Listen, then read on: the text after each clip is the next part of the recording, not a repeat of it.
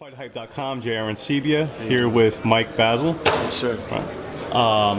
So you're Sergiy Derevyanchenko's Cutman, correct? Yes, sir.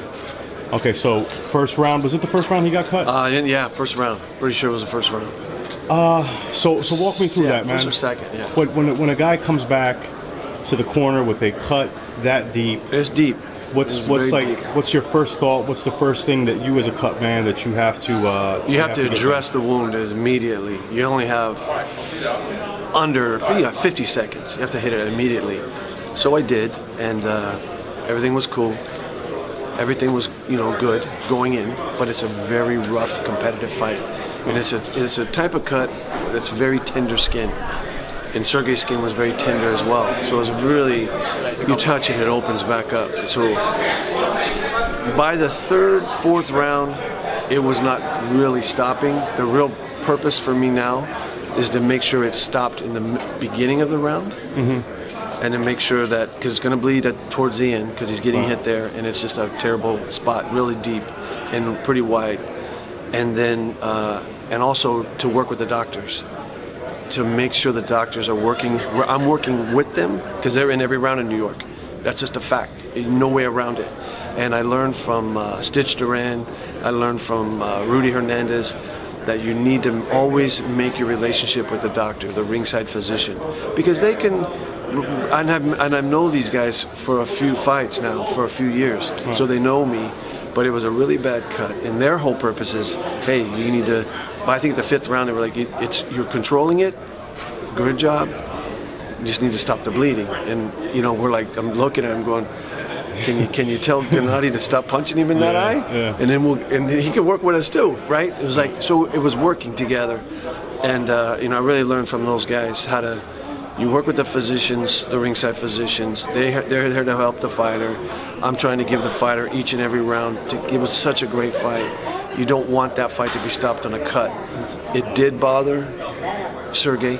It did bleed in his eye. He did touch it throughout the round, which was he was batting it. It's kind of when the fighter does that, it makes it worse. He's got a glove on, right? So he's batting it. It's bleeding. It's still bleeding more. So it was just control it. Each and every round, try to wipe it. The bruising the swelling that he has now didn't really blow until like the 11th round. 12th round, it really swelled up. But it was at the end of the fight, So there was one point I thought he was cut underneath the eye. I did too. I thought he was cut in two places. It was really deep red. Right. So I brought my Inswell each time, but I didn't really need it. And I just focused on the cut. Just keep getting the medicine in there, but mainly I knew it wasn't going to stop bleeding.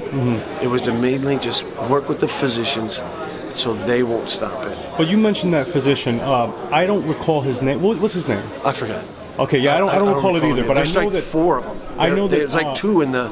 There's 2 in every corner. Right. There was 2 in Triple G's corner, 2 in our corner. There was one in particular in your corner that I was focused in on. I think his name is Tom something. Okay. But he's kind of known for stopping fights early. I was working with him. Right. Throughout, and I knew that. And was there ever any fear that there was one point where he was like, "Hey, you need to put the Vaseline. Why don't you put the Vaseline in the cut?" Like, because he saw me put it around it, but not directly. I couldn't. And I go, and he goes, "I'm not trying to tell you to do your job." And I go, "No," I go, when I can't put it in there, it's opening the cut. Right. It's like I can't, they won't let me gob it because they're going to make me wipe it off. They did it in one round. I had it pretty good, and they kind of batted it, wiped it when the doc looked at it. But I couldn't get it in because it's such a tender area. It's just what it is. This is a bad cut. It's a bad cut. But we kept him in the fight. It was a great fight. Did it bother him? It did. The blood did bother him. But he was such a professional, such a pro. And Triple G is such a pro because he focused on that cut. He landed a lot of punches on that cut. In the Tyson Fury fight, his corner, his cut man got a lot of credit for that. I'm sure you'll be reading the articles. Terrible too. cut. When you watch a fight like that, to where fighters cut really bad, are you watching what other cut men are doing? You watch them. That's how I learned. I learned this from Rudy Hernandez, from Stitch Duran, from guys like that. The guys that I've watched in the cut, in the thing. Some fights, it's just you're not going to stop the bleeding. It's just not going to happen. It's just deep. It's getting hit. Sometimes it opens a little more as it gets hit.